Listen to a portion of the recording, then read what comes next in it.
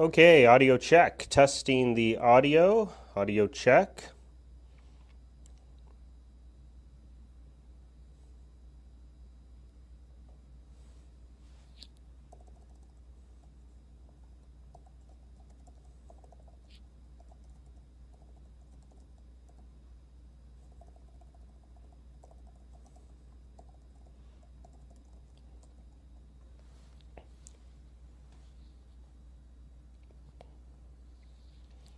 Audio check. Testing the audio.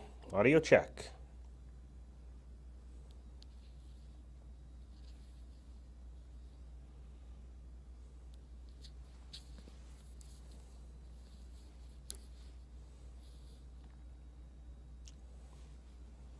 Welcome, everyone. We'll get started here in about 7 minutes. Great. Thank you, Isabel. Hi, Julia. Glad you're excited. Yes, Joseph, we're going to start right at the top of the hour. You have it.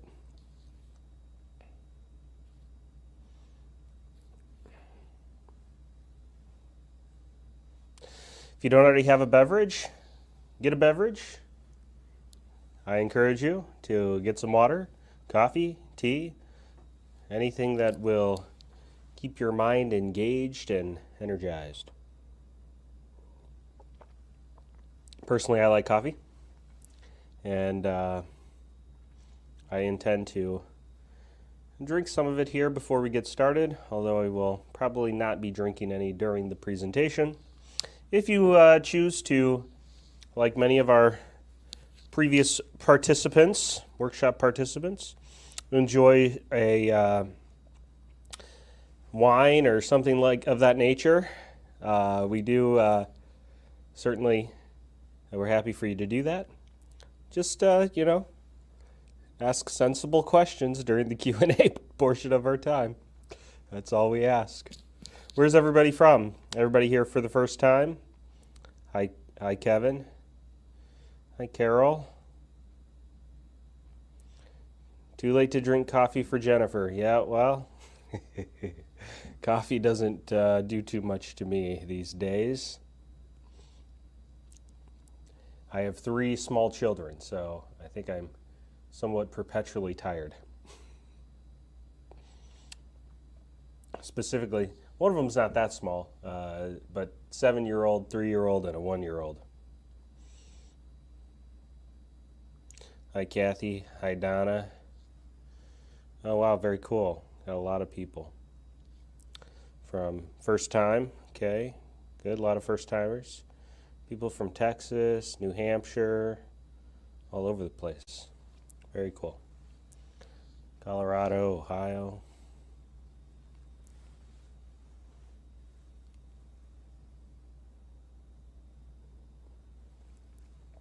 Again, we're going to get started here in about 4 minutes.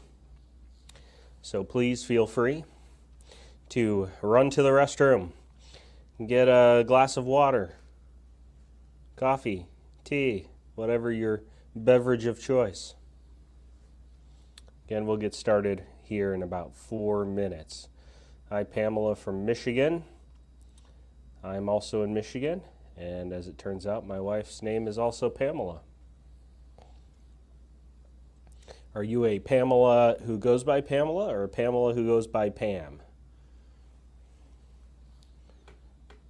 You notice I didn't ask anybody else that similar question. That's because my wife goes by Pamela. She does not go by Pam.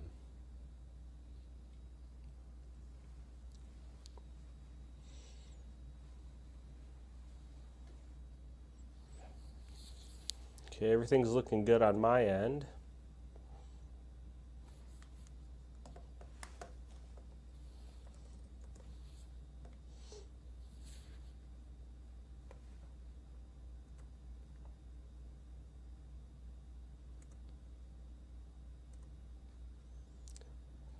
Check our number of people. Okay, looking good. We're about on target. Maybe a little behind the 8 ball. Got people are joining in here pretty quickly. 33, 52, okay. All right, great. Great. All right, Pamela goes by Pam, for those who are wondering. Let's see, somebody asked how long this was. We got a Pamela who goes by Susie, okay. The presentation's about an hour, so I'll cover that again. Mark would like to know if I'm a CFP. I am not a CFP. CFP is a nice generalist designation. I'm a chartered retirement planning counselor as well as an accredited portfolio management advisor. But no, not the CFP. As it turns out, I don't necessarily need to know about how much umbrella insurance you need. It's not a useless thing to know, but in any case. Okay. All right, cool. People from all over the place. Great.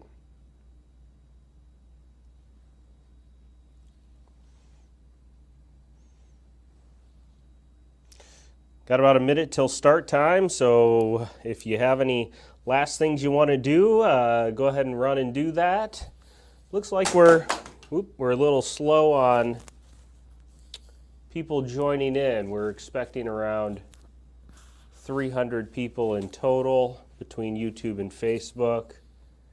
Not too far off, but numbers a touch on the low side compared to where we normally are by this time. So occasionally we have some issues with text messages going out on time, so I want to give people a chance to get settled in here before we get cruising. May slightly delay our start time. Hesitant to do that, but maybe slightly. Oh, I just had a big jump. Lots of people just joined in. Okay, all right, so it looks like we're doing good.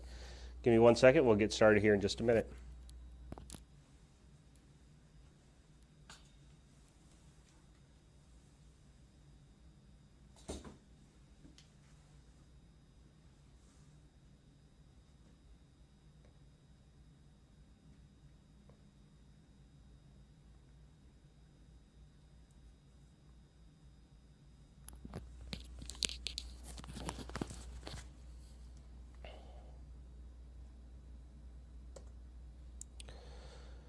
Welcome everyone. My name's Kyle McCauley. I'm one of the national presenters here at Einstein Retirement Workshops.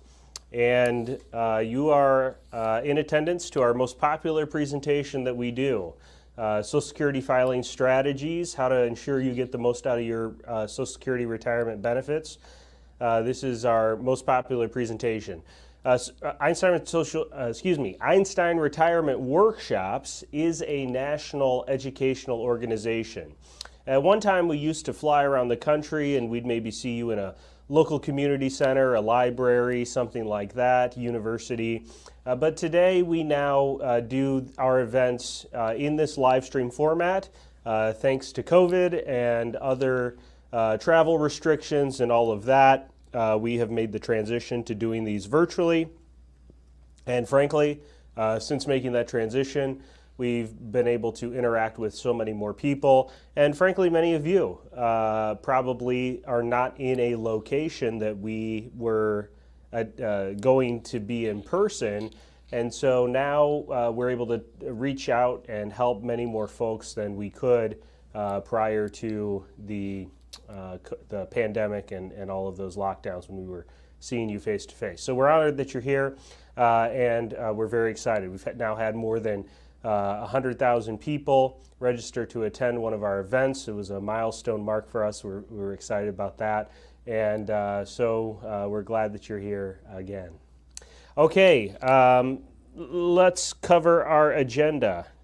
As soon as I can get all my tech to work correctly. Click, there we go. All right, I think we're on a roll. We're going to spend a little more than an hour on the topic of Social Security. At the end of that hour time period together, we're going to do two things. Number one, we're going to talk about how you get access to our Social Security filing workbook. We know that many of you are anticipating receiving that, and we want to make sure that you're able to get your copy. So we will talk about how you can request that. Number two, we will go right into a Q&A portion of our time together. So at the end of today's presentation, after we talk about how to get the workbook, we're also going to share with you an opportunity for you to ask questions. So you'll simply put it in the chat portion as you saw. I'm sure many of you saw me highlighting comments and things. I'll do the exact same thing during the Q&A. You'll type in your question. I can highlight it just as I did, and then I'll answer your questions. I'll try to answer just as many as I can. We are expecting a big crowd tonight, so do make sure you get your question in if you have one, because I unfortunately do not always get to answer every question, but I'll do my best. Okay, my name is Kyle McCauley.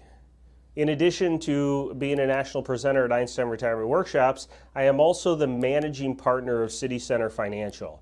And I share my background with you just so you have an understanding of the focus and the background and experience that I have when I do this presentation.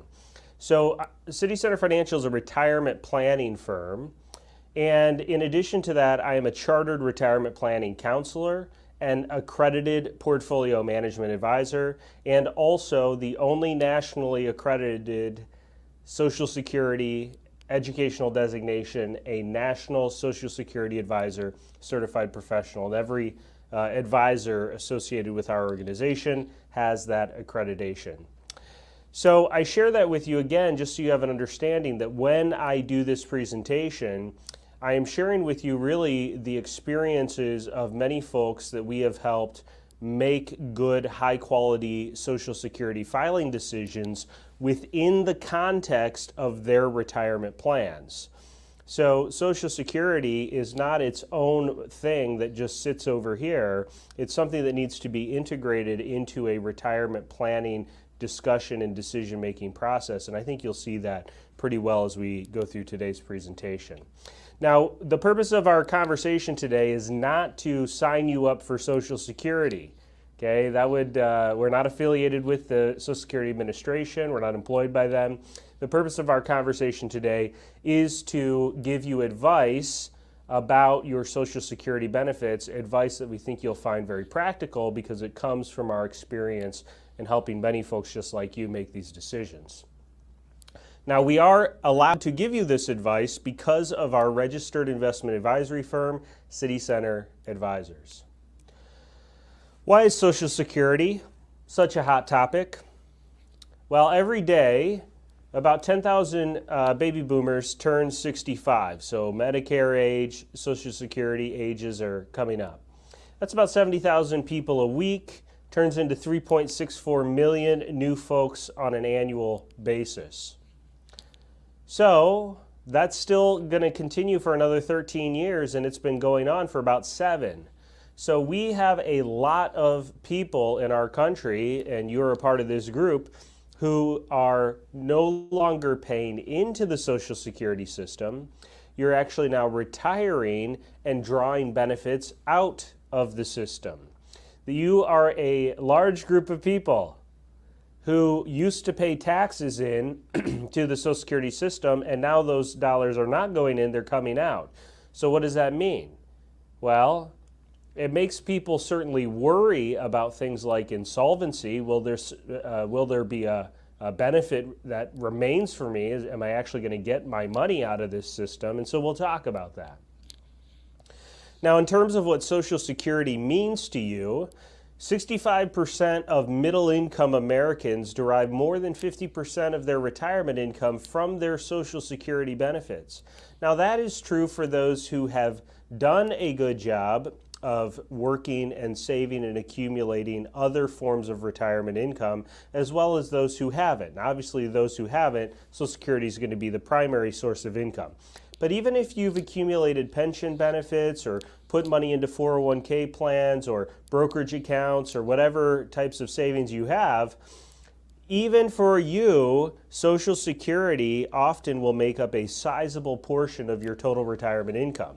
I've done this live enough to know that if we were in a room together and I asked for a show of hands, how many of you were told at some point in your life, don't plan on Social Security? I'm pretty confident that many of your hands, if not all of your hands, would go up. But the benefits are here, and in many cases they can be quite good. It is not uncommon for us to see married couples between the two of them to be $40,000, $50,000. We sometimes see benefits combined $60,000 to $80,000 in combined annual benefits for a married couple. So not only are the benefits here, but in many cases the benefit payments can be quite good. Now, since 1985, pensions have been going away. They've been frozen. Unfortunately, we've seen benefits where people are already taking income and those benefits get cut. Okay, we don't like that, but it does happen. And so that has enhanced the need for that Social Security benefit and the value of that Social Security benefit. Also, 46% of Americans today pass away with less than $10,000 to their name. Why do we highlight that statistic? Well, the way you should frame in your Social Security benefits, when you frame in what do these dollars really mean to me, how are they going to impact me over my lifetime? The way you should think about it and framing it into your retirement plans is as retirement income insurance, or you could say longevity insurance. Why would that be important? Well, you insure all the important financial things in your life. You insure your house, your car, your health. Do you insure your retirement? Yes, you do. Social Security is a form of retirement income insurance. Even that person who passes away with less than $10,000 to their name, so long as they qualified and they're still living, they are still receiving that Social Security check. Social Security benefits pay to you no matter how long you live. That could be pretty important these days because people are living much longer than they ever expected to. Married couples, age 65, your life expectancy is not the average life expectancy, it's much longer. Gentlemen, you have a 50% chance of living to 92, and ladies, you have a 50% chance of living to 97. You know, my grandparents are a very good example of this. My granddaddy passed away at the age of 92, okay, right on life expectancy. Now, what about him causes me to say that he's a great example of people living much longer than they expected? Well, he had 4 heart attacks and 3 bypass surgeries before the age of 75. If you had asked him at 80, hey, granddaddy, you think you'll live to 90? He'd have smiled and said, I don't think so. But mostly because of my granny, who's still living, she's 92 now, he lived, okay? He kept going, and he made it all the way to age 92. Now, I don't know if you can live as long as this gal, but this is Ms. Kane Tanaka. She's 118 years of age, and she's from Japan. Interestingly, of the last 5 oldest living people, 4 of them were from Japan. So really, if you're thinking about relocating, I would recommend that you might consider Japan. Okay, we're going to talk about some basics about how your benefits work, how they're calculated. Talk about strategies for those of you who are married. Options for those of you who are divorced. Options that you might want to consider if you're widowed. And then if you fall asleep somewhere in the middle, please do wake up in time for taxes. I can tell you, our organization has now helped thousands of people make very high quality Social Security filing decisions. If there is one single item that will take 2 strategies that kind of look, pretty close, if I file this way, it kind of has a little advantage here or this way, but they're really kind of the same. But if there's one single thing that will change our mind, it is taxes. And unfortunately, it's not a simple issue, it's a complicated issue, so I do want to make sure we spend enough time on that to give you some guidance and help. Let's talk about some basics of how your Social Security benefits work, how they're calculated. In order to qualify for a Social Security benefit, you need to have 40 credits. 40 credits works out to 10 years worth of work because you can earn 4 credits per year one per calendar quarter, and any quarter of the year where you have earned at least $1,470. Okay, now that's an increased amount. 20 years ago it was, I don't know, 700 something. I mean, it does increase year over year. What considers substantial earnings, not that substantial. But the point is that most people, if they have 10 years of work, have the 40 credits. Okay, now if you're not sure, if you're close, maybe you have exactly 10 years and you're not sure if you have all 40 credits or something like that, all you have to do is you go to ssa.gov, the Social Security Administration's website, and you sign up for a portal at My Social Security. This is a very wise thing to do for two reasons. One, you can file for benefits online, and for most people that is the simplest, most straightforward way to do it. Number two, you can check your earnings history every year, which you should do. There's a statute of limitations for getting your earnings history corrected if there's a mistake, and I know you'll all be very shocked by this, but mistakes always seem to go against you, not for you, okay? So if there's a mistake there, you do want to get it corrected as soon as possible. So you can check your earnings history annually. The third reason is that if you're not sure if you have your benefit, that one of the first things you'll see is a few green bars, and they'll be filled up. And if they're filled up all the way, you get a nice green check mark at the end. It tells you you have qualified for a benefit. Now, once you've qualified for a Social Security benefit, the way that your benefit is actually calculated is by using the highest 35 years of indexed earnings. A few things about this. Number one, it is not the most consecutive 35 years. It is not the most recent 35 years. It's the highest 35 years no matter when they occurred. So working 20 years, taking 10 years off, working another 15, you got your 35. No big deal. That gap in the middle does not make any difference. The other thing is it's the highest 35 years after those years have been indexed for inflation, meaning that the dollars that you earned in years gone by, they're not using that number as the number to calculate your benefit. The number that they're using to calculate your benefit is that number after it's been increased or indexed for inflation. To know what your numbers in the past are worth in the benefit calculation today, you need an indexing table. Okay, inside of the Social Security filing workbook that we will be sending to you, and we'll talk about again how to get that at the end of the presentation. In that workbook, we will have some indexing tables. What you can do is you can take the years of earnings that you have, so page 3 of your statement, your Social Security statement, you will have those earnings years, that earnings history table. You can take those years, plug it into your indexing table, and you can see what they're worth in today's dollars for your benefit calculation. An example of this would be, excuse me, the year 1980. In 1980, if you had, let's say, an income of $20,000, what you would see when you put that on the indexing table is that you should multiply that by 4 and change, meaning $20,000 in 1980 is worth a little more than $80,000 in today's dollars. So, if you're working today, and hypothetically in the past, that is your lowest income year, let's say you've cut back or something, or your income's gone down, and you're earning $60,000. Will $60,000 to earn today replace $20,000 earned in 1980? No, it will not. Okay, so your work today only increases your Social Security benefit in the future if it's replacing a lower income year in the past.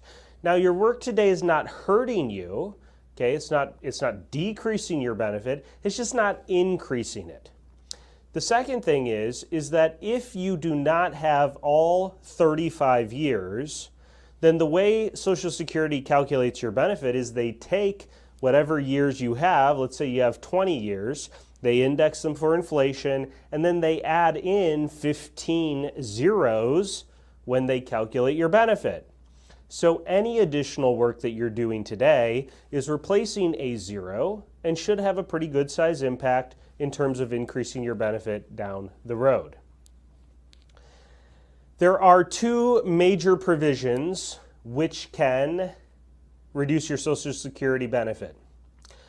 They both apply in the scenario where you have what is called a non-covered pension.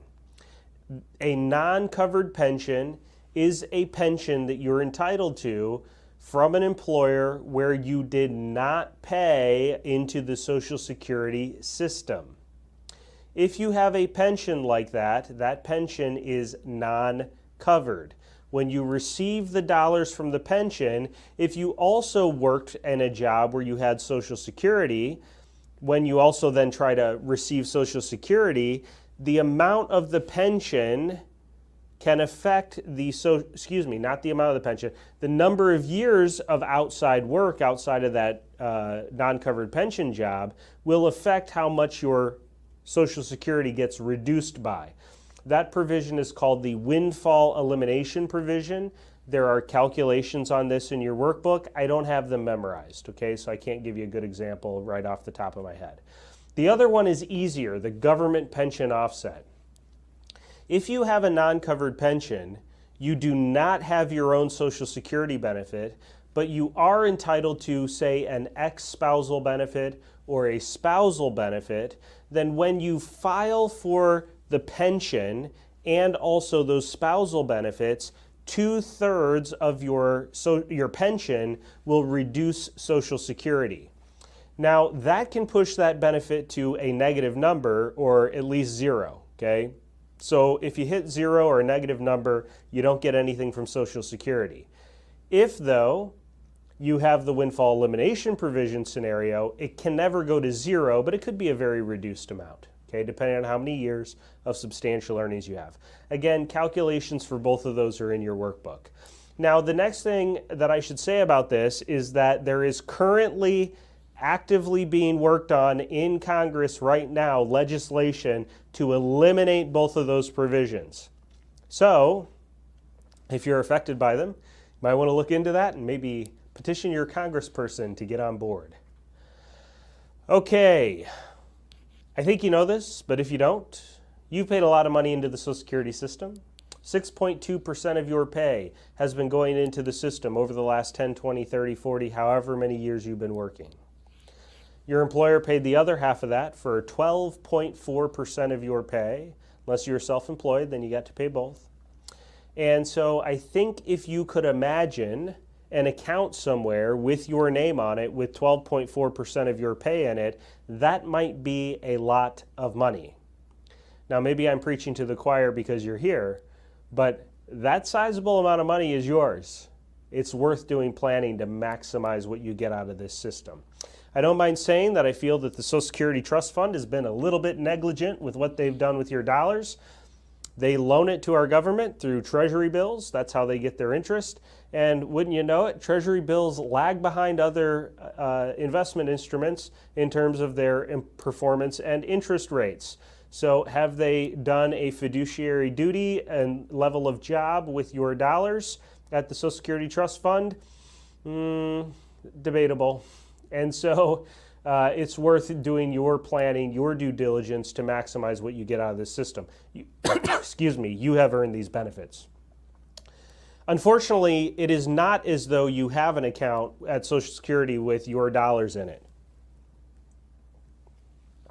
The way the system works is as a pay-as-we-go system.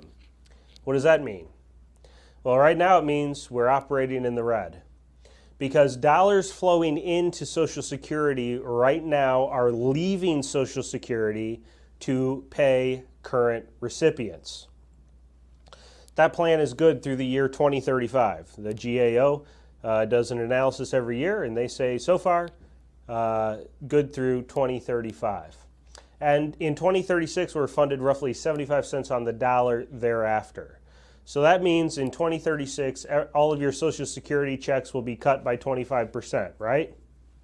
No. Here's what they do to fix Social Security. You all know this, okay? I'm not telling you something that if you thought about it for a second, you wouldn't know. What they do to fix Social Security, and maybe I should put air quotes around that, is they reduce benefits for future recipients. You all have reduced benefits compared to your parents. Your parents had a full retirement age of 65. You all, the oldest of you, have a full retirement age of 66. It means you have to wait longer to get your max benefit. Okay? There are many of you who have a full retirement age of 66 and some number of months, 2 months, 4 months, 6 months, 8 months, 10 months. Okay? And then there are some of you who are young enough to have a full retirement age of 67. That process of moving from 65 to 66 and then all the way up to 67, and with all the iterative months, is based upon the desire from Social Security to fix a shortfall. We would be out of money by now if they hadn't done that. But here's the problem. It's not good enough. So what does that mean? It means they're going to do something like that to your children and grandchildren. Okay, the Social Security system cannot remain as it is to stay fully funded, and they are required to stay fully funded. So they'll fix the system again, and what it'll mean is some version of a reduction in benefits for your children and grandchildren. Again, the system is as pay as we go. So your children and grandchildren are going to pay for the dollars that you're receiving so long as they have gainful employment. Now, I know that many of you do have a full retirement age of 66 and some number of months. Some of you are 67. But just for ease of explanation, we're going to assume for a minute that all of you have a full retirement age of 66. If you file for benefits at your full retirement age, you are eligible for 100% of what is known as your primary insurance amount. If you're not sure what that is, you can, again, go to ssa.gov, download a copy of your statement, and that big bold number in the upper right corner of your statement, front page, is your estimated primary insurance amount. If that number said $2,000 and you file for benefits at your full retirement age, you should receive 100% of that, or $2,000. You're allowed to file early. You can file as early as the age of 62. If you do file at 62, you will receive a reduced amount. It'll be reduced by 25%, turning a $2,000 benefit into $1,500. If you would like, you're also allowed to delay past full retirement age and earn what are known as delayed retirement credits. The delayed retirement credits are 0.8% per month, or 8% a year, and you can turn a $2,000 a month benefit into $2,640 if you delay as late as 70. Now, you are allowed to delay past the age of 70, but there's nothing in it for you, okay? They're not giving you any increases if you delay longer. Both the increases and decreases actually happen on a monthly schedule, not an annual schedule. We often talk about them as an annual schedule, but it's actually monthly that we see those increases or decreases.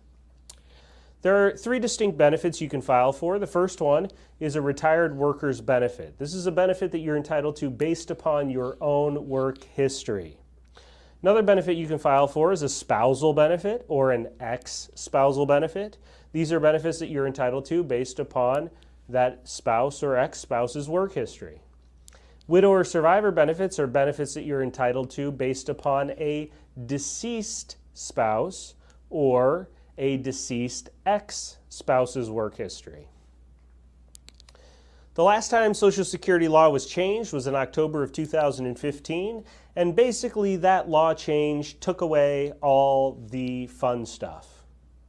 So if you've ever heard of things like file and suspend, get a lump sum check, basically all of that is gone, with one exception. If you were born before January 2nd of 1954 and you have not yet filed for a benefit, and you are entitled to a spousal or ex-spousal benefit, you can do what is called a restricted application, file for those benefits, and then switch to your own at a later date. This group is getting smaller and smaller every year, so I'm not going to spend any more time on it now, but if you have questions, please let me know in the Q&A. For that group, as well as everyone else, there's really just a couple of things you want to keep in mind when you're filing your Social Security benefits. Number one, you are allowed to suspend your benefits at any time for any reason. Now, why would you ever start a benefit, start receiving the money, and then say, wait, hold on, stop, I don't want to receive the money anymore? Well, consider this scenario. You're laid off from a job. You think, well, I guess I'm retired. And so you go ahead and you file for Social Security. You start receiving some dollars. And then a friend of a friend who knows somebody says, hey, we got a job, I think you'd be good at it. And you take a look, you say, great, looks good to me. Now you are re-employed. You have Social Security. You have employment income.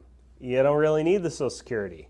Well, you are allowed to suspend benefits if you would like, and simply allow the Social Security to get back on its growth track. So now it will grow, and you'll be able to earn any delayed retirement credits you're entitled to from the point of suspension till as late as age 70.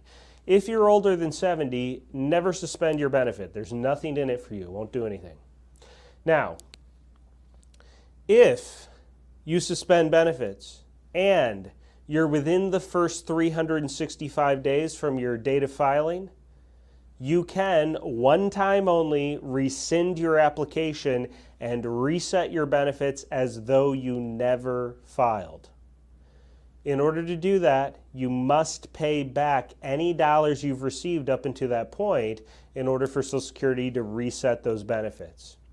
So that could be a tough thing to do if maybe you've received 10 months of benefits. Maybe it's not so tough if you just received a couple of months, but it is an option. They'll reset the benefit as though you never filed.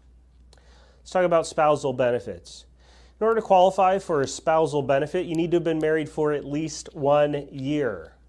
Also, the spouse that you are filing on must have filed their benefit. This is a deemed filing rule.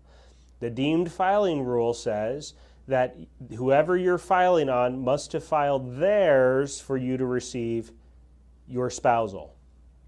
If my wife and I are the same age, we're close, she's a little older, but close enough. We're the same age. She has a $2,000 a month benefit. Let's say I don't have a work history.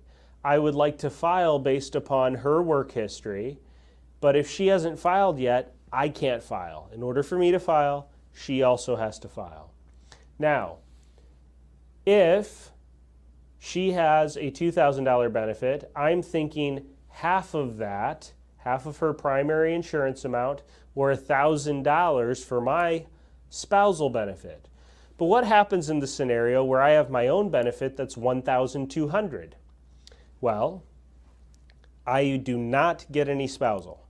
$1,200 is more than 50% of her $2,000 or $1,000, and so it's not like I can get some of my own, part of the spousal, none of that stuff.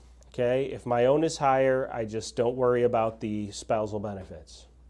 Now, it's up to 50% of my spouse's primary insurance amount, not the benefit she's receiving.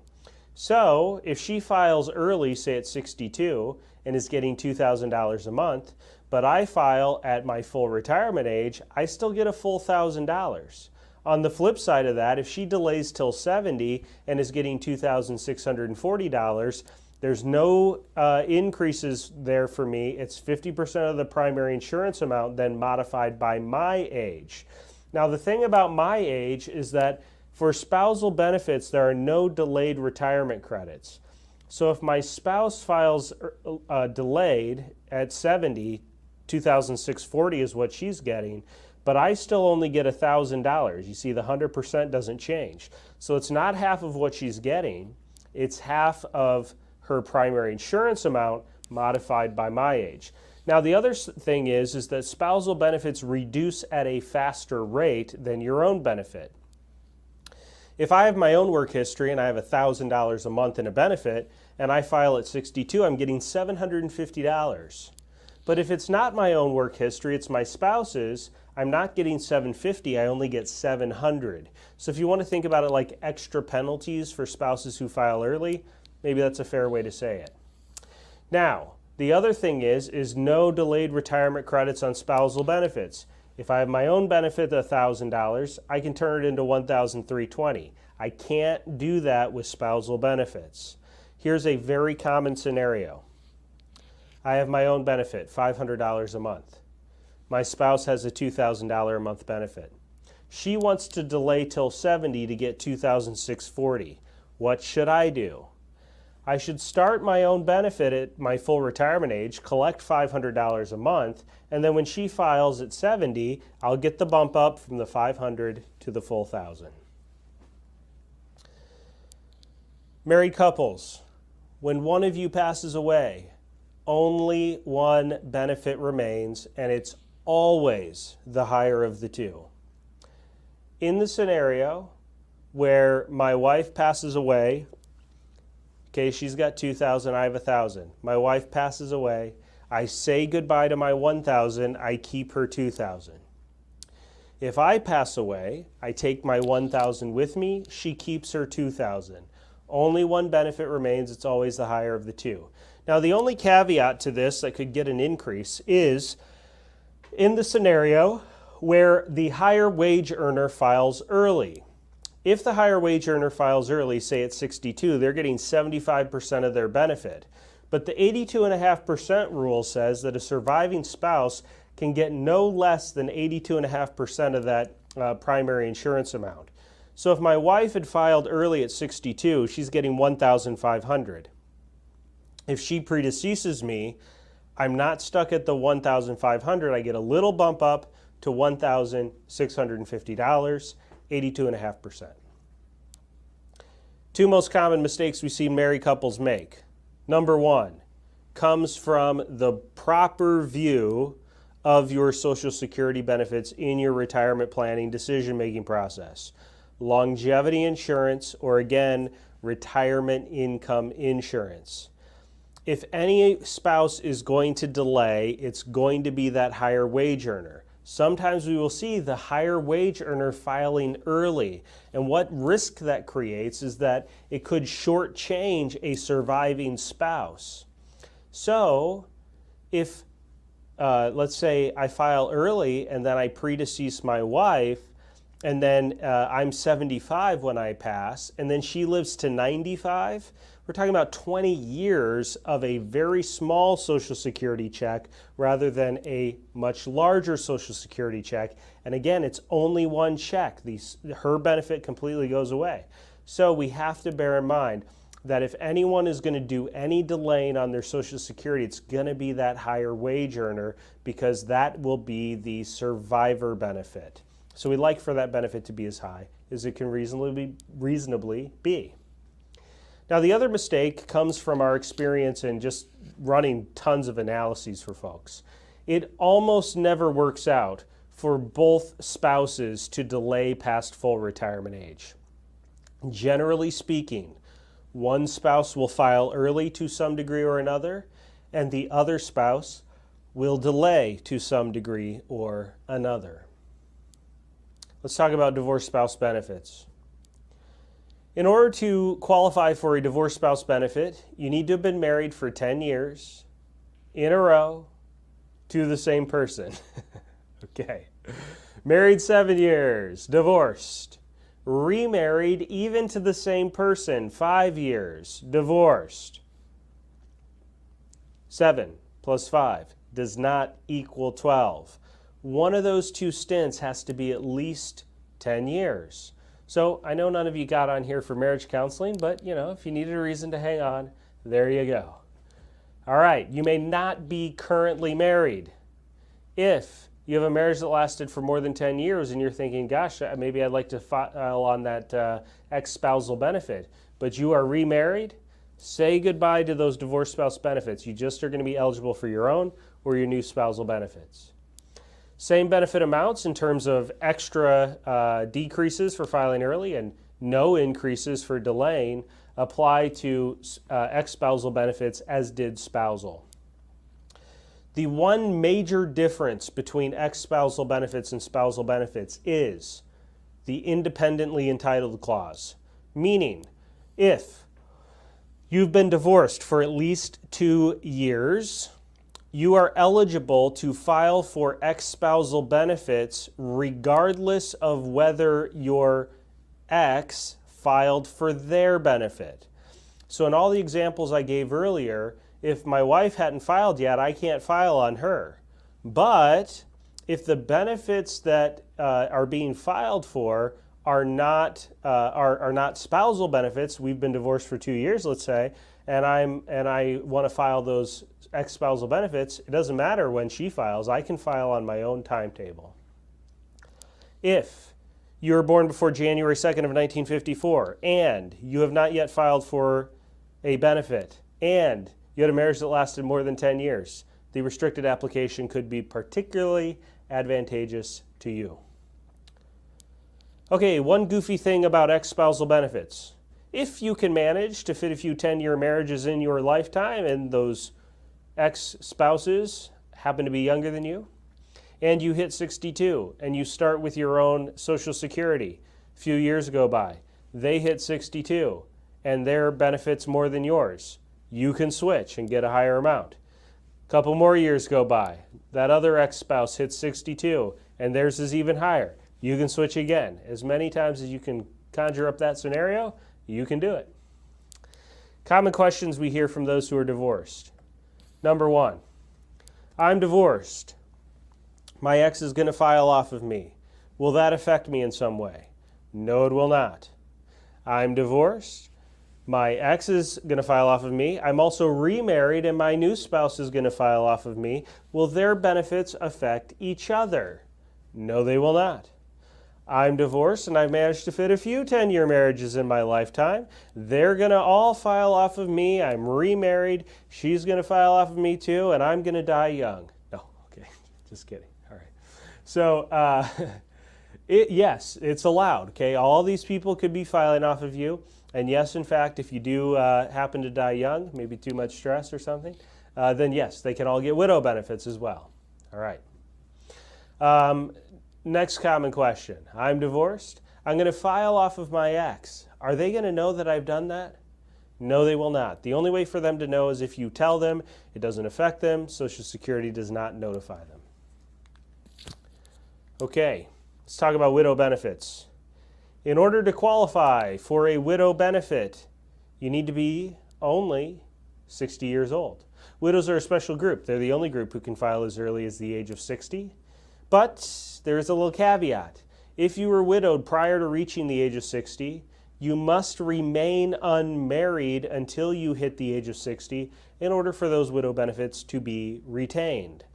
Very first workshop I ever did, gal in the back raised her hand during the Q&A and said, "So it sounds like I need to delay the wedding." Yeah, well, in her case, it was kind of a big deal. So let me lay out her scenario. This was a June workshop. Wedding was coming up in September. She was 59 years of age. She did not turn 60 until March of the following year. If she remarried in September, no widow benefits available to her. Her widow benefit was pretty nice, about $1,900, okay? Just under $2,000. If she remarries, that widow benefit's not available, which means the only thing that's available to her is at age 62, either her own or her new spousal benefit. The higher of the two happened to be her new spousal, and it would have been just under $1,500. Not a bad spousal. Also, but here's the catch. She has to wait 2 years to get $500 a month less. So yeah, we did recommend maybe she wants to put the wedding off. Now, I'm a religious person, so I think this is funny. You could decide for yourself. She did go to her priest and said, so can we just, do the religious part of things and sign stuff later? And the priest said, no. I said, there's got to be another priest, but she's very devout. The wedding was delayed. All right, you have to be married a minimum of 9 months prior to the death of your spouse in order for widow benefits to be attained. This provision is here only to prevent deathbed marriages. It's not here to hurt people. So, If you have a scenario where the death was some unexpected cause, you can get an exception. Only real life example I've ever run into, so it's not too common, but I have run into one real life example with this. Gal was married later in life, husband was in the armed forces. He was shipped overseas, killed in action. They'd been married just less than 6 months. Again, it wasn't as though he had a terminal illness or some known reason why he would be passing, so we submitted proper documentation and the widow benefits were reopened. Another widow case study. Widows do have the most options in terms of how they can file, so we want to look at a case study of Jane, who's trying to figure out what to do about her widow benefits. We met Jane at one of our workshops, live workshops, and she was 59 years of age when John passed. John passed at 64. We never met John. She was 60 years old when she attended one of our workshops. Now, John has his own benefit of $2,150 at his full retirement age. Jane does have her own work history for $1,197 a month beginning at the age of 62. So what should Jane do? Well, the one thing that we would often see is that, John's passed, he had some income, so Jane's thinking, gosh, I could use some extra income. So she might be tempted to go and just file for those widow benefits and start collecting $1,537 a month. So she can't get the full amount if she files that early. It'll be reduced, okay? It's reduced down to $1,537. If she receives that from age 60 to age 85 with no cost of living increases, it's $461,000 over her lifetime. Not bad, right? Maybe she needs those dollars. But the real Jane was still working, okay? The real Jane was not yet ready to retire. John had recently passed. She wasn't ready to make any big changes. So the real Jane is going to keep working for a couple more years. When she decides to retire, she actually is going to be eligible for her own work history, and she can file for that starting at 62, $1,197 a month. She can collect that till she hits full retirement age and then switch to widow benefits. If she does it, she goes from $1,197 up to $2,150, and the benefits increases over her lifetime is more than $77,000. So that's a good deal. This is what the real Jane is probably going to do. Again, no cost of living increases in these numbers. Okay, the other option that Jane could consider is, let's say she wasn't going to keep working. She was ready to retire. Well, in that scenario, she's only 60, so she would have to start with John's if she wants to file for a benefit. If she does, she'll get that $1,537, but we can't forget about Jane's work history. See, Jane has her own work history where her benefit will increase all the way up to full retirement age and then earn those delayed retirement credits to 70, so that by 70, her benefit is worth $2,108 a month. If she does it like this, it's more than $100,000 more over her lifetime for understanding and knowing what her options are. As you could imagine, if she starts with the widow benefits, she will not get a phone call at 70 from Social Security saying, hello, Jane. Yes, by the way, we'd like to make sure that you understand that you should switch and file for more money. Yeah, that phone call's not going to show up. I know you're all amazed to hear that, but it's not. Okay, she has to know to do it. Now, I am always struck by this $400,000, $500,000 number, non-inflation adjusted. Okay, you throw some inflation on there.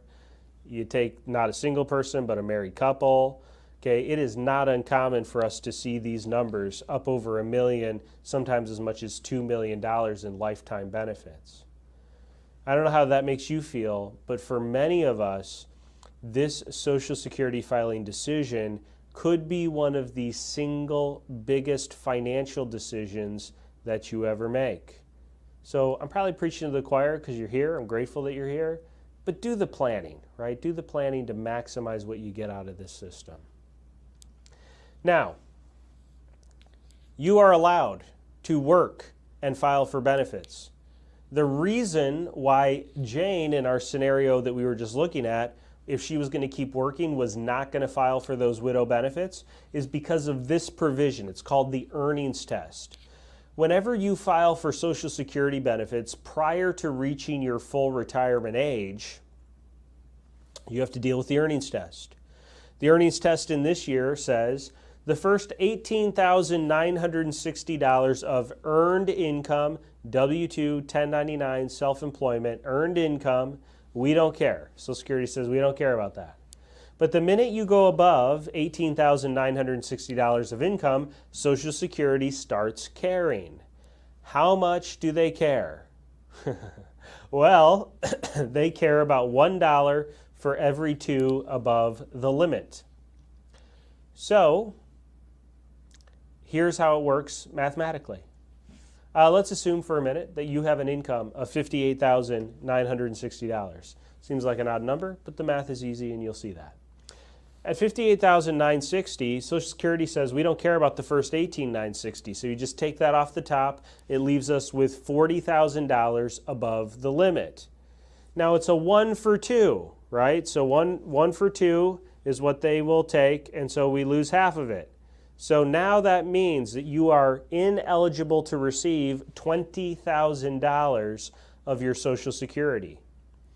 If the benefit you're filing for is a $2,000 a month benefit, and you're filing with an income of $58,960, and you are younger than your full retirement age, then here's how this works. $2,000 goes into $20,000 10 times. So you will not receive a benefit in January, February, March, April, May, June, July, August, September, October. 2010 times. Then you will receive a $2,000 check in November and a $2,000 check in December. Some people mistakenly assume that if you go above these limits, you'll still get a check all year. It'll just reduce the amount you receive. No. They simply will not pay you anything until you have paid back what you were ineligible to receive. Now, the right side of this page almost never applies, but I'll cover it very briefly. In the year that you turn your full retirement age, but before you turn your full retirement age, your earnings test goes up to $50,250, and it's a 1 for 3 calculation above that. Let's talk about taxes. Once you hit your full retirement age, you can file Social Security, receive that, have an income, earned income, no problem. You just got to worry about taxes. Unfortunately, taxes is not a simple issue. This is publication 915. It's produced by the IRS every year to tell you everything you could possibly want to know about how you'll pay taxes on Social Security. It's a 33-page document. Why 33 pages? Because the IRS hates you. No, just, okay. Because it's needlessly a little complicated in how they set this up. Shocking, I know. Now, there are some helpful things in here. Maybe this is a little tongue-in-cheek, but they were helpful to me. And that's this worksheet. This worksheet details out for you the 19-step process that you must go through in order to determine how much tax you will owe on Social Security. Do not worry. What we will not do is go through all 19 steps today, okay? Maybe we'll do a special presentation on that. No, what we will do is we will cover some big picture, sort of high-level things that we think will be very helpful to you when you're thinking about how are taxes going to affect me and what should I have in mind when I'm making these decisions. Line 1 on this worksheet is the very most important number that you have to start with to start figuring out your taxes. That number is your provisional income. Provisional income is 3 items. Number 1, all of your taxable income, adjusted gross income. So earned income, pension income, dividend income, capital gains, long and short, interest income, we've got annuity income, all the sources, rental income, K-1s, everything. Okay, so you say, well, that's not a surprise, I get that. Number 2 stings a little bit. It is non-taxable interest, so your municipal bond interest income. Why do you buy municipal bonds? Because you don't want to pay tax. Well, they found a way to tap into it through the Social Security issue. Okay, so non-taxable interest counts towards provisional income. And the third one is 50% of the Social Security benefits you're receiving count towards your provisional income number. Now, I've done this live enough to hear people shout out things, probably reasonably so. Hey, that's double dipping, that sort of thing. And, I understand if you feel that way. But don't shoot the messenger, please. That is how it works. Okay, so those three items. If you are single and that provisional income number goes above $25,000, you start paying taxes on Social Security. If that provisional income number goes above $34,000, you could be paying tax on up to 85% of your benefits. If you're married and that provisional income number goes above $32,000, you start paying taxes on Social Security. If it's above $44,000, you could be paying tax on up to 85% of your benefits. So most of you are asking the question right now, okay, I get all that, but how much tax? 50% tax? 85%? No, not 50% or 85% tax. Here's where it gets complicated, all right? So again, bear with me. For those of you who are going, it's complicated enough. Sorry, it gets a little complicated here. Here's how this works. Let's say you are cruising along through retirement. You've got some pension dollars or withdrawals from a 401k. You've got your Social Security benefits coming in, but you're doing just fine, right? You got your income coming in, everything's going well, but you'd like to spend a little extra money this year. You're going to go on a trip. Okay, stuff's opening up. You feel good. You want to get out there. You want to go see something. You got a couple of bucket list items you've been hoping to do. So you're going to go on a trip, on a vacation. And so you start budgeting it out. And as you're budgeting things out, you're going to spend a good amount of money. You're going to enjoy that. Enjoy the trip. You're not going to go too crazy, but you'll spend $10,000 on this vacation. Okay, great. Now, you don't just have $10,000 lying around. You got to pull it from somewhere. So what do? You survey your accounts, right? You look at all your various accounts that you've accumulated, and you say, okay, where am I going to pull $10,000 from? And you see this 401k plan that you have. I mean, it's grown, the market's up, everything's going well. I'll pull it from there. I'll pull it from my 401k. Great. So what do? You call up your 401k and you say, yes, I'd like to pull $10,000, please. And they say, no problem. And then they ask you a very important question. They ask you, how much tax would you like to have withheld? Oh, yeah, right, taxes.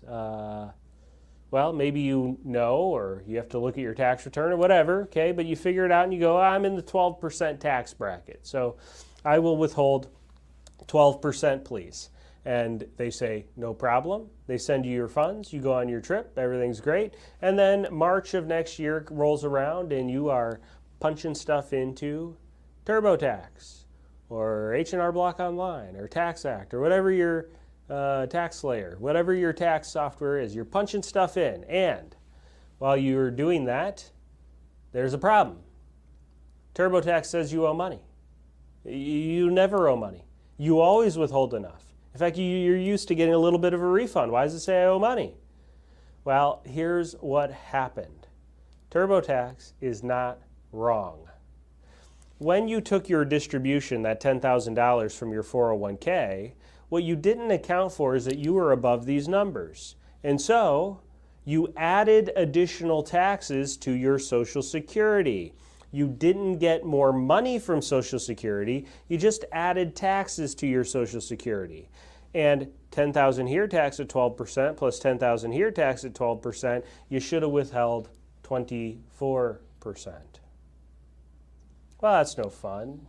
You had a nice trip. You want to only have fond memories. You don't want to be thinking about the tax bill you just accumulated, but okay, no big deal, right? But that's not the bad one.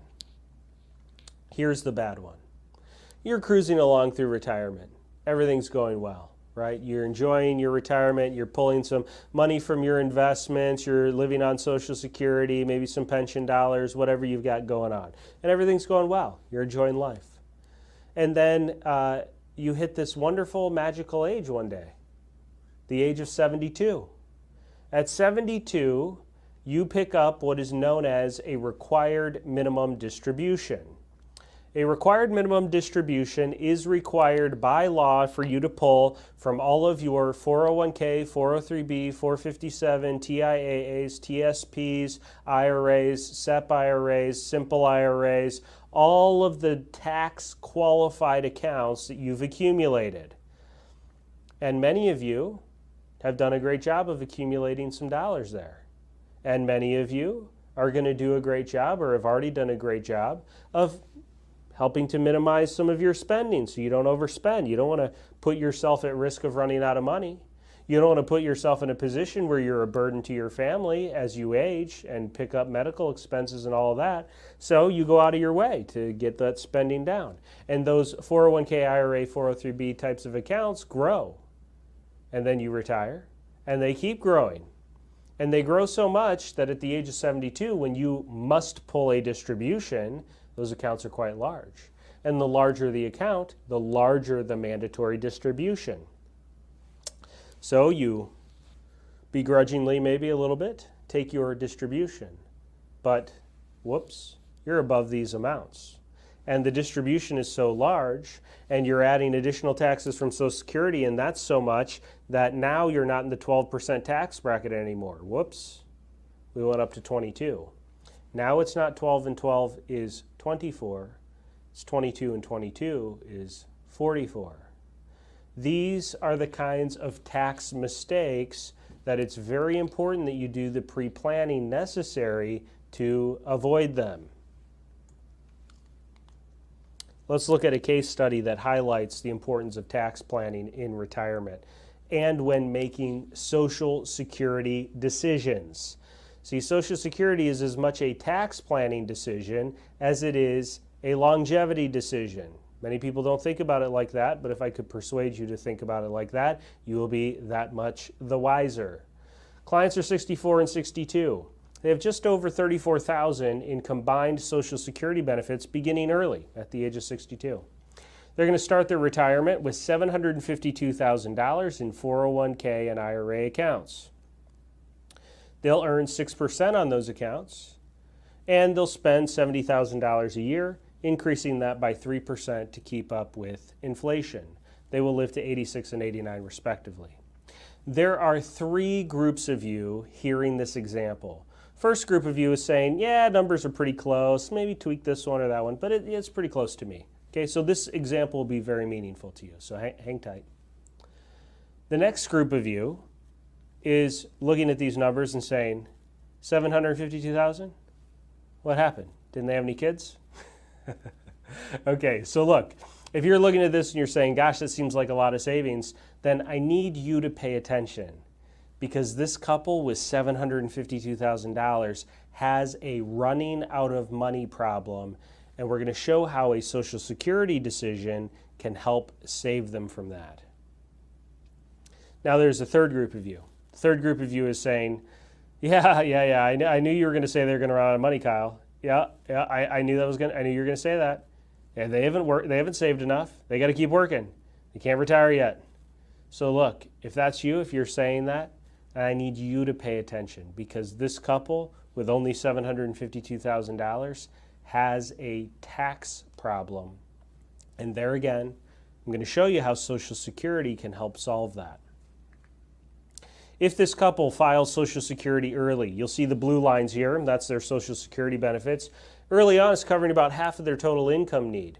It doesn't keep up with real inflation. I know you're all amazed to hear this, but the CPI-W index doesn't track real inflation very well, and so it typically lags behind the real spending goal. So you see that income is increasing, need is increasing by 3%, Social Security is only increasing by 2%. Again, historically, typically lags behind by 1%. Now, this couple funds the rest of their retirement income from their 401k assets. Those withdrawals are the orange lines, And the red line is the income target they need to hit. The amount of the orange lines above the red line is the amount that they're losing to taxes. What you're noticing correctly is that the taxes are not increasing linearly, they're increasing exponentially. That is because of that double taxation process I described a moment ago. As they go through retirement and they need to pull out more and more from their investment accounts, the taxes are doubling up. Unfortunately, that puts so much pressure on their investment portfolio that they run out of money 14 years too soon. This couple and many other folks could benefit from additional advanced tax planning.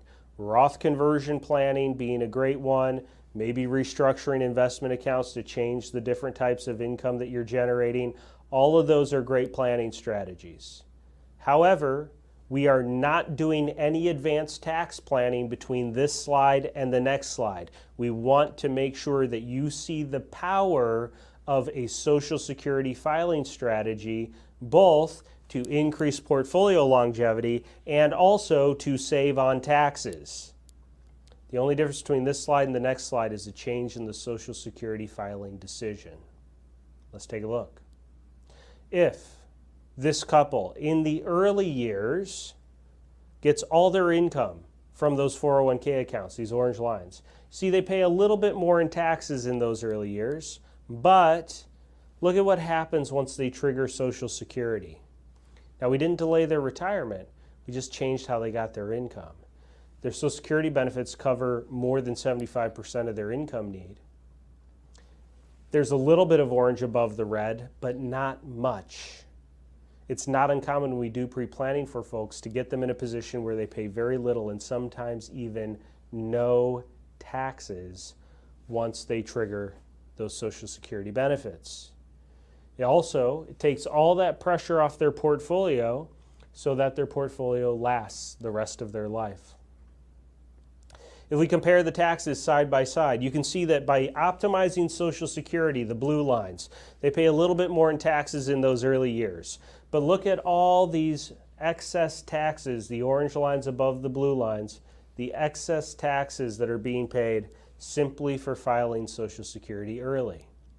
Now, eventually they stop paying taxes, but they're broke, so it's not a good deal. Okay, 3 big wins by optimizing Social Security. Number one, they get more money out of Social Security, $186,000. Their portfolio lasts 14 more years, and even though they were broke and not paying any taxes for 14 years, they still managed to save $35,000 in taxes by optimizing Social Security. A few things about your Social Security statement. Number one, your Social Security statement is a snapshot in time, okay? There are no cost of living adjustments applied to it. It's just, here's what we're showing you in today's dollars. The statement assumes that you work all the way to 62, retire, file immediately. Or you work all the way to full retirement age, retire, file immediately. Or you work all the way to 70, retire, file immediately, okay?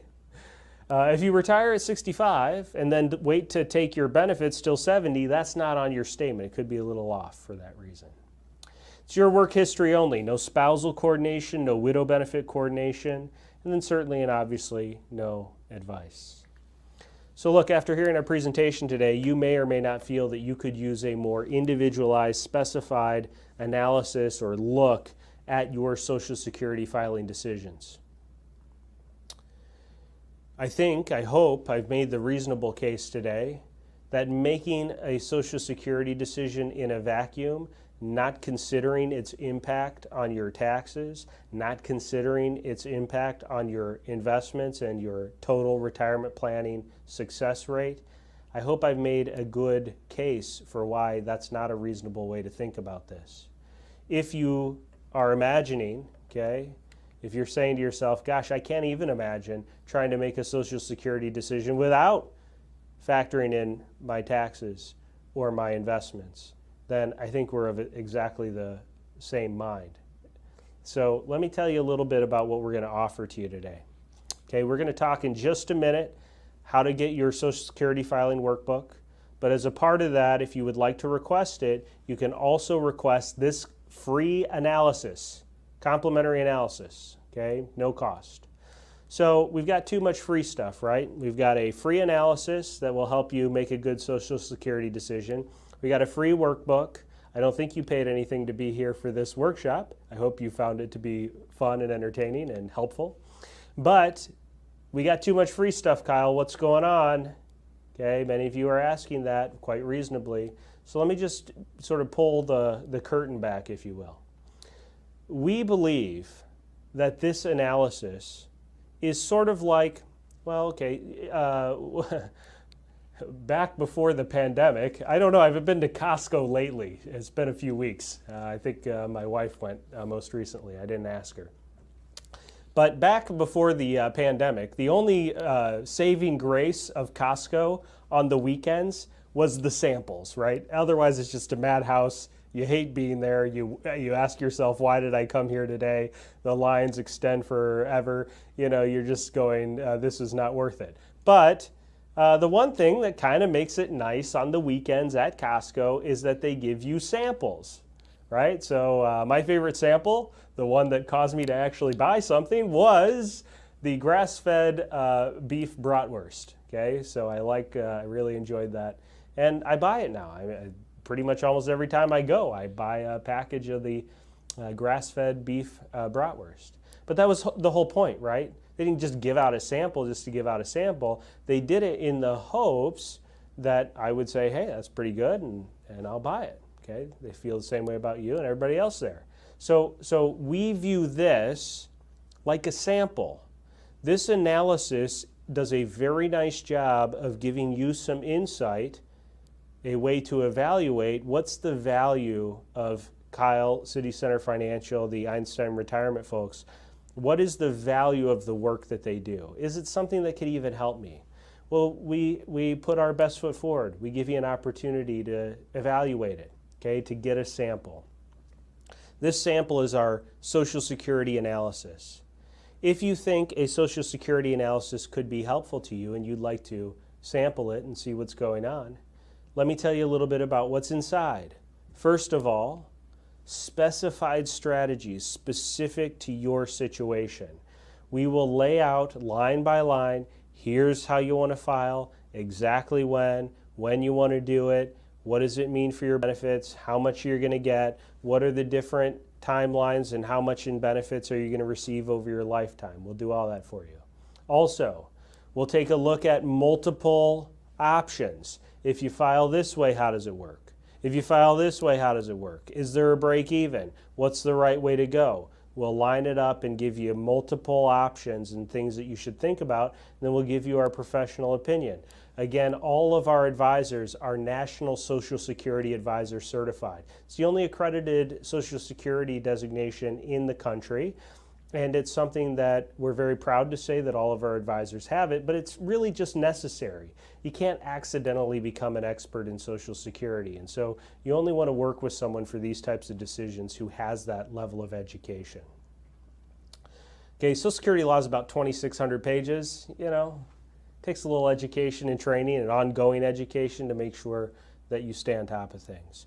Now, the single biggest and most beneficial part of this analysis, the thing that really sets it apart, that is going to cause you to say, wow, I'm so glad I got this analysis. The thing that will cause you to do that is the retirement income, cash flow, and tax analysis portion of this Social Security analysis. This is a screen capture from a software tool that we constructed. It's called our Retirement Defender Screening Report. And it was very important to us to construct this because, well, I had a lot of clients who would ask me questions like, should I do a Roth conversion? Will it help me out? How about my taxes? Should I realize some capital gains? And frankly, I wasn't able to answer them. So don't ask me any questions I don't know how to answer. I spend a lot of money to figure it out. So this is a software tool that we constructed.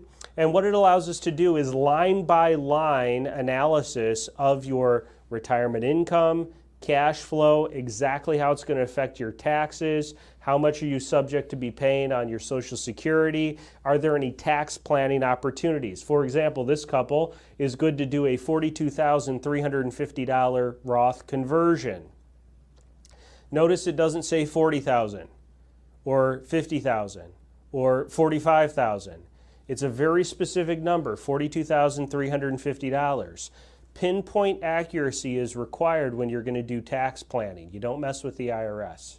Okay, so we've got to do pinpoint level accuracy in our planning, and this software tool allows us to do it, and we offer you the ability to see it and take advantage of that enhancement to your analysis.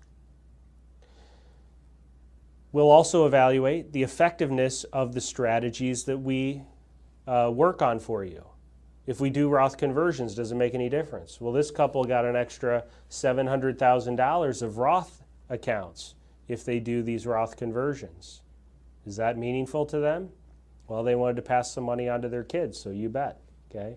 Also save them in lifetime taxes. So even if they didn't want to pass money to their kids, they save money for them over their lifetime in taxes. So this is another part of that analysis that we'll do for you. Obviously, you want to know that if you pay more taxes now, is it going to help you in the long run? And we'll evaluate that for you. Okay. If you feel that an analysis like that could be helpful to you, you're going to go to the same website that you go to request your workbook. Sendworkbook.com is where you want to go to request your Social Security filing workbook. It's a physical copy. We are going to put it in the mail and send it to you. Also, we will make available to you the ability to request. You just say, there's a little spot where you say, yes, I'd like to take advantage of my free Social Security analysis. If you say yes to that, and you also say, yes, I'd like to coordinate my Social Security with my retirement accounts or savings accounts, or you say, yes, I need to do tax planning about my Social Security. There's a couple options there. If you say yes to either one, it will put you in a position where you will be able to get that enhancement to your Social Security analysis as well, where we'll do the cash flow and tax planning also. If you say yes to all that, then there's also another option as you're filling out your form at sendworkbook.com where you can then also request our Retirement Defender screening report. Retirement Defender is our proprietary retirement planning process. This retirement planning process begins with an evaluation of the 7 critical areas that we believe a retiree should sort of have ready to go prior to retiring. So whether you have already done that or you're not yet retired and you're gearing up for it and you want to make sure that you've taken care of things, or if you're already in retirement and you need to do a check-in, hey, did I do everything I was supposed to?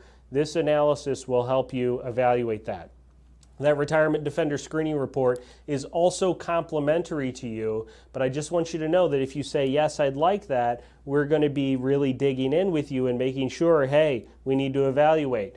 We need to make sure that we provide a very good, high-quality report to you. We're trying to put our best foot forward, okay? Because, again, as a sample, what we're really saying here is that we'd like the possibility to earn the right, or maybe I should say the privilege or the honor, to serve you with other retirement planning or investing needs that you may have.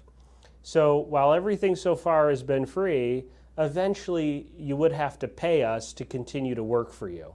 So here's what that will look like. If you get to the point where you're past all the free stuff and you get into a position where it's like, okay, here's what we have offered to you, and you say, hey, that's pretty great, we really like this. And now we're saying, well, what else can we assist with? Do we need to help you with some investment planning or some additional retirement planning needs that you have? Then we will be talking about how to hire us to work for you. There are 2 primary ways that our clients hire us to work for you. Number 1, if you would like us to do planning only, no investment management, just planning only, you can hire us for that. We work on an hourly rate, and the hourly rate and how many hours will depend on the person that you're working with. Their level of expertise and experience will determine what that hourly rate will look like.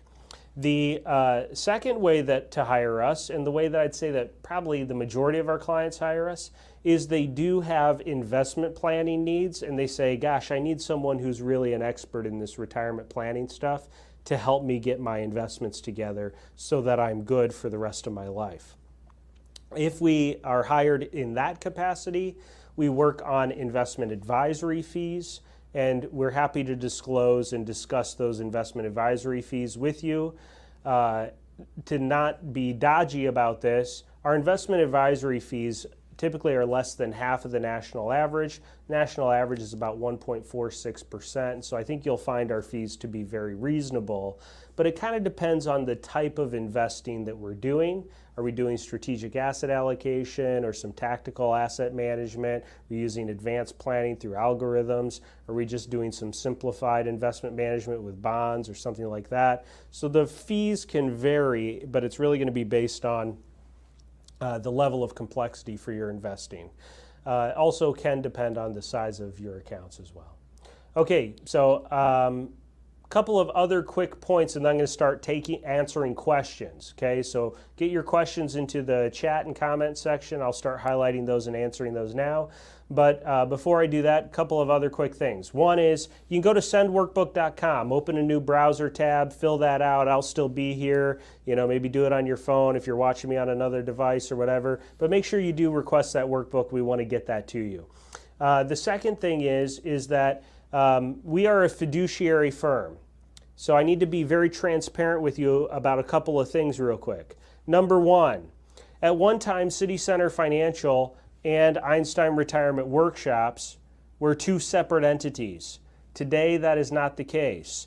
My firm, City Center Financial, acquired Einstein Retirement Workshops, that brand, and we now own and operate the Einstein Retirement Workshops brand. Okay?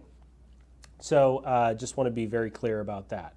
All of the advisors that you would interact with through our firm are going to be fully licensed, certified, personally trained by me, national Social Security advisors, fiduciaries, okay, everybody, okay, without an exception. No exceptions at all to that. Okay, it's a requirement of our company. Okay, the second the thing about that is it doesn't matter where you are, okay? We are licensed to assist people with this analysis process across the country. Doesn't matter your location, we can assist you. We will be on Zoom. We are very comfortable and accustomed to working technologically in this new day and age, and we think that you'll have a great experience with that. Our advisors are all very comfortable and used to working in that Zoom capacity. We'll be on video. Whether you're on video is completely optional. It's up to you, but we will be on video and you will be able to see us face to face. Okay, I think I covered everything there. I'm going to start answering questions at any time. Go to sendworkbook.com and we're happy to do that. All right. Jennifer Farron says,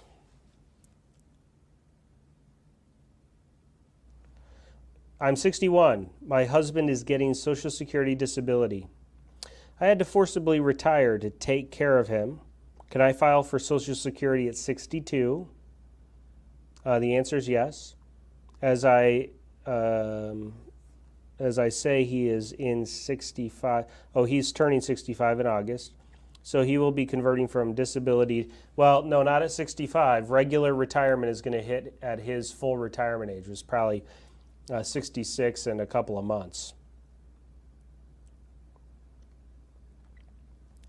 I'm not sure what the question is. Yeah, you don't want to Google sendworkbook.com. Just go directly to sendworkbook.com, Joseph. I don't know if you need, if there's a particular question there, Jennifer, I'm sorry. But yes, you can file at 62. Isabel says, will there be a replay? Possibly, sometimes we do that. Also, this will stay up for about 12 hours, so you'll have another, you can watch it back. Okay, Kathy Linsky says, will I always need to have my Social Security reduced because I work as a teacher, PRA? So probably. I thought if I waited to file Social Security at a certain age, I would not have Social Security reduced. Yeah, so it's not based on your age of filing, it's based on how many years of substantial earnings you have outside of the para system, okay? So the answer is it depends on if you go and get employment outside of your job as a teacher. If you hit enough years of substantial earnings, then Social Security won't be reduced. Or you can petition your congressperson and try to get them to pass that law where they eliminate the windfall elimination provision. Okay, great, Lynn. Yeah, Joseph, so you see Lynn, she just went to sendworkbook.com. Okay, Kathy Moore says, is this presentation going to be available again? Would really like my husband to be able to see this as well. Very informative. Oh, great. Thank you, Kathy. Appreciate the compliment. Yeah, just it'll be available for about roughly 12 hours, I would say. So he should be able to watch it for a little while yet. The other thing that you can do is just, we do this weekly. So you're welcome to have him attend next week. Great, Mary. Good, good. You're welcome, Kathy. Okay, our Brinkley 22 says, if I made more than my ex, is it true that I can't draw on his, but he can draw from mine? Yes, that's true, our Brinkley. That's correct.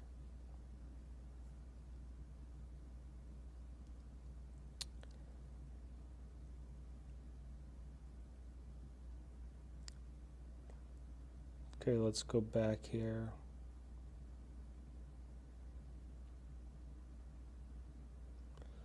Okay, Sheila Costello says, I'd like to discuss with you about Social Security disability and gift IRAs.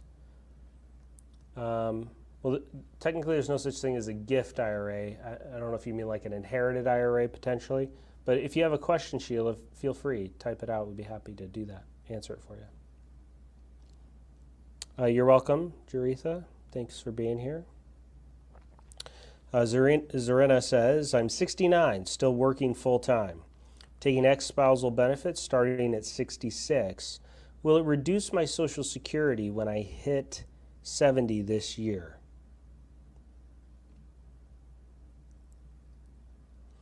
No, it shouldn't. So you probably, unless this doesn't apply, you probably just want to switch to your own benefit at 70, which will get you actually more money. Okay, so I hope so. Okay, Harlan Harris says, you're phenomenal. Okay, too much compliments. Okay. Good. Great delivery. Thank you for a huge. Thank you from a huge Costco supporter customer. Okay, all right, good. All right, thank you for the compliment, Harlan. Appreciate that. Okay, you're welcome, Victoria. Again, at any time, you can go to sendworkbook.com, get your workbook. Happy to mail you a physical copy of that. Also, if you're going to take advantage of the analysis, we're honored to provide that to you. Happy to do that as well. Okay, Jennifer says, I think I heard you say somewhere in your presentation that you could have taken Social Security from your wife. Should I have been doing that for my husband's Social Security disability since I had to quit work? Well, okay, it depends on if you were born before January 2nd of 1954 and your own work history benefit is less than his. So the two things for that to apply for you is either you need to be born before January 2nd of 1954 or your own work history provides a smaller benefit than 50% of your spouse's. Hope that helps. Okay, Lisa Ann says, hi, collecting partial pension from a divorce. Now remarried and 2 years from age 62. Will my Social Security be reduced based on the pension? Probably not, Lisa. Is the pension a non-covered pension?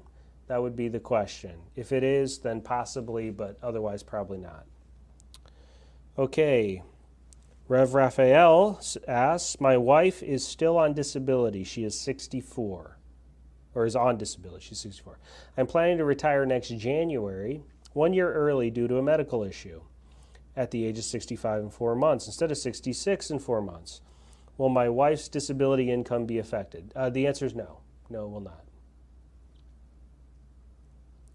Okay, Isabel's asking, if I decide to get the book only first, can I decide to get the analysis later on? No, I'm just kidding. Just kidding.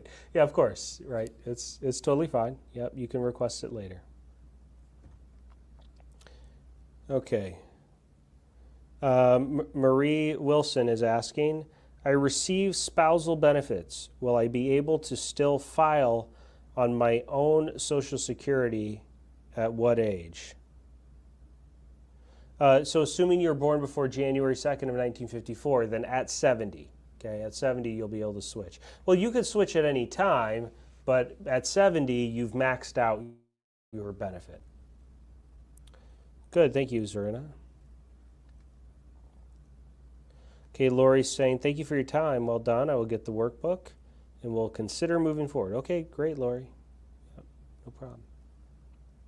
Cindy says, I'm not yet ready for an evaluation, but will want one in the future. Should I not request the second and third free offers? Thank you for sharing your expertise.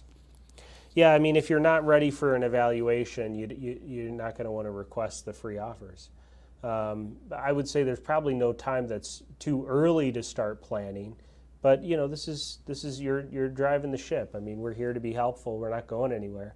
So we'd be happy to interact with you whenever you're ready, Cindy. Okay, Carol Maddox says, I'm 63 and not drawing, but want to since my work has not come back since COVID. Okay, got that. I am thinking of starting e-commerce. And what if in 2 to 3 years I hit it big time? I guess I just hire you. Carol, that's funny. Okay, yeah, I mean, well, you probably are going to want to suspend Social Security benefits if that occurs. Okay. Ann Teal says, thank you very much. The presentation was helpful. Good, thank you. Appreciate that. Sue, it's a complex issue. A little less confusing now. Just a little less. Okay. Well, Sue, we'd love to have you at future events. Hope this is helpful. Okay, you're welcome, Mark. Thank you. Just booked an appointment with Taylor for night. Oh, good. Taylor's very good. Yeah, he's got a little bit of the sarcasm humor, so hope you enjoyed that part because Taylor does have that. But good, Mark. I know you'll enjoy Taylor. Thank you. Okay, great. Thank you, Ref. Okay, Sheila says yes. Inherited IRA. I received one in 2020. Okay, yep. It's non-qualified, and another. Well, an inherited IRA would not be non-qualified. So, okay, so the one that you're inheriting this year is actually an inherited IRA. The non-qualified, typically you're going to just get the cash. The taxes will have already been paid by the estate. What's the best thing to do? I'm 61 and on Social Security disability. Well, you're going to have to plan out those taxes. I do hope you're getting the analysis because we can help you sort that out. But it depends on how much we're talking about. Inherited IRAs now have a 10-year rule, but you don't have to take money every year. You can do it on your own timetable. So hopefully we can assist you, Sheila, in making some good decisions there. Okay, Liz Green says, I receive spousal benefits. I plan to get my own soon. Is it 70 or 70 and a half that I have to wait? Yeah, just 70. 70 and a half used to be the old RMD age. That's gone now. No more 70 and a half. I love the 70 and a half because I used to talk about this wonderful magical age, okay? And now I say 72. Let's just, that doesn't sound, 70 and a half was more magical. So, yeah, not 70 and a half anymore. Okay, great. Thanks, Sheila. Vanessa says, my husband filed at 62 due to health reasons. I plan to work until my full retirement age, 66 and 10 months. Will either of our benefits be affected?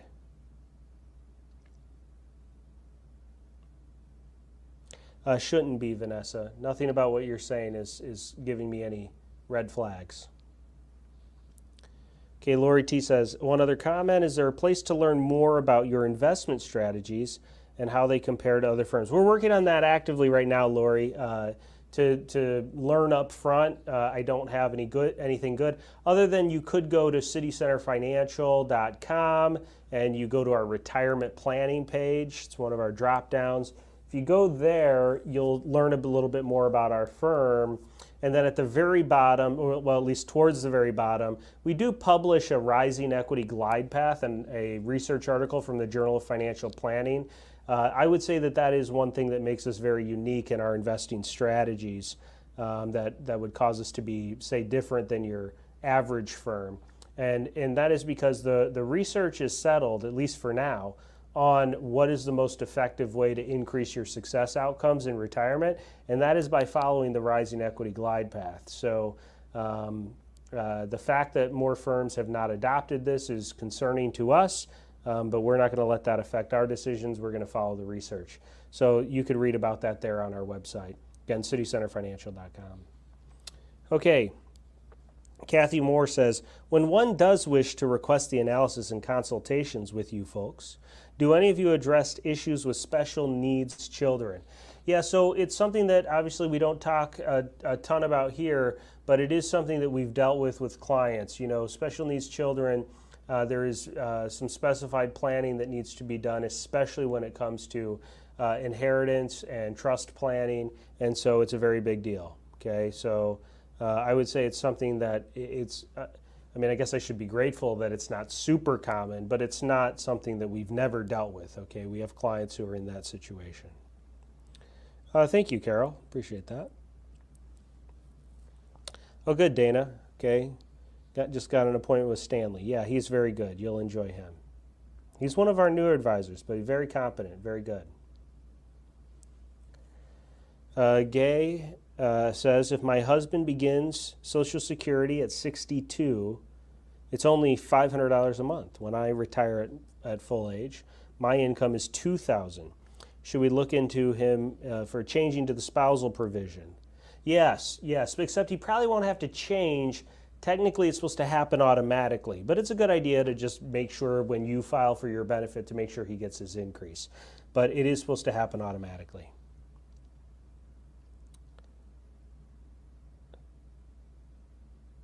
Oh, okay. Oh, that's my tech team. It's trying to make me feel good, I guess. Okay. Debbie, do you have a similar presentation for Medicare? No, not yet, Debbie. It's something we've thought about doing. It's probably wise for us to do, but there's some extra rules around doing presentations on Medicare that we have to sort through. Medicare is very highly regulated, so we have to be mindful. Okay. Katrina is saying, would you repeat the Social Security website for reviewing our earnings? Yeah, really simple. Just SSA. Okay, so Sam, Apple.com, SSA.com. And then you just want to click the My Social Security tab or section, and it'll take you through a process. You just sign right up. Okay, Leona D says, I make 71 this November. When do I need to take an RMD? At 72. Okay, at 72, Leona. What do I need to do and how to get things in motion? Well, at the end of this year, you will have your balances, whatever your balances are on 12/31 of this year. That is the number that you need to use to calculate your required minimum distributions. Your financial advisor or your custodian of your fund should be able to give you the specifics. Okay, Pamela Carper says, I will collect deceased X benefits. There's an $80 difference between retiring at 65 versus 66 in 10 months. Is it worth it to wait for the $80? Depends on if you're going to switch to age 70. Probably not. Probably. It's a big old probably. If you're getting the analysis, we could tell you for sure. But, you know, it's going to depend on your other planning needs, taxes, all of that good stuff. Oh, great, Vanessa. Meeting with Taylor on Monday. Good, good. Okay, great, Pamela. Good. Yep, that'll be great. All right, Rev. Thanks for attending. ssa.gov. Did I say .com? If I said .com, I'm horribly sorry. ssa.gov. If I was saying .com, I'm losing my mind, or I'm just tired. I am a little tired. But ssa.gov, G-O-V, exactly right. ssa.gov, correct. Okay, thank you, Pamela. Thanks, Katrina. Okay, all right, if you haven't already, go to sendworkbook.com. Request your free workbook. We want to get that to you. If the analysis will be helpful to you, we'd love to get those to you as well. With that, we'll sign off for today. Subscribe to our YouTube channel. Follow our Facebook page. We'd love to interact with you at future events. We have a daily podcast. We'd love to see you there as well. And with that, we'll sign off for today. Have a good night, everyone.